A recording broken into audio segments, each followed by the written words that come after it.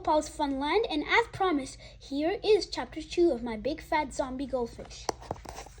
Chapter 2, A Fish in a Bag. Now we've had goldfish before.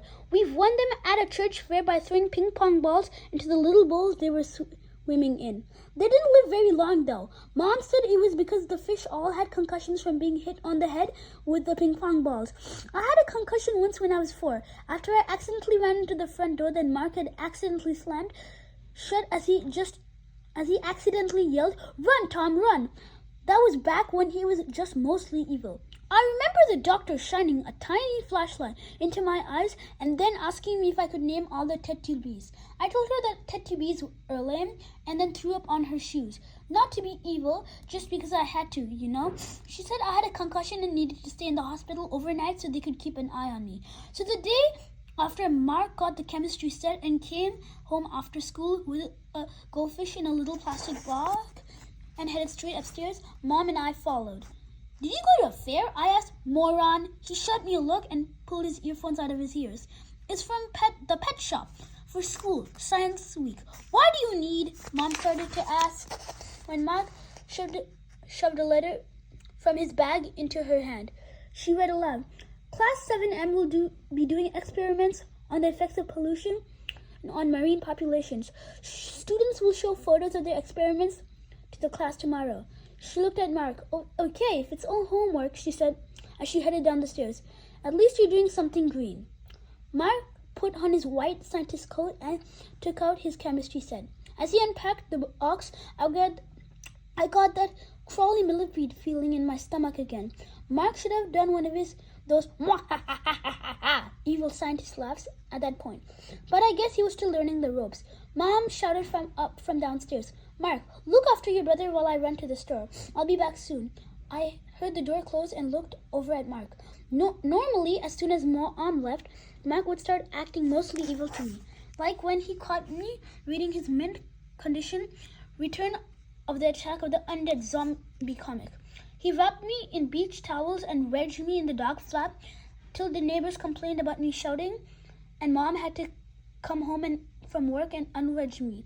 Oh, the good old mostly evil days. But now he was too busy and he was an actual evil scientist. So he was too busy to think of things like squeeze me into a trap or trap me under something. This was definitely less torture but more shouting. "Touch nothing, moron!" Mark growled at me as he went out to the hall closet. He came back with the old goldfish bowl, filled it in the bathroom sink, and dumped the fish inside. I pressed my face up against the glass. This goldfish was fatter than the ones from the fair. It had big bulging eyes and a long wavy tail with 3 fins. It looked like a really ugly bug-eyed mermaid. If you squinted enough, then I squinted at the fish. It squinted back. Mark was too busy reading the back of a jar from his chemistry set to notice. The fish swam up to the side of the bowl and peered at me through the glass, its little mouth opening and closing. And I know this sounds crazy, but I swear it looked like the fish was saying, "Help me." Mark unscrewed the lid of the jar. My millipede feeling got worse. He took out some test tubes and mixed up a bottle of truly evil-looking green mixture. "What are you doing?" I asked. "Polluting," he grunted, and tipped some of the green stuff in the water with the fish.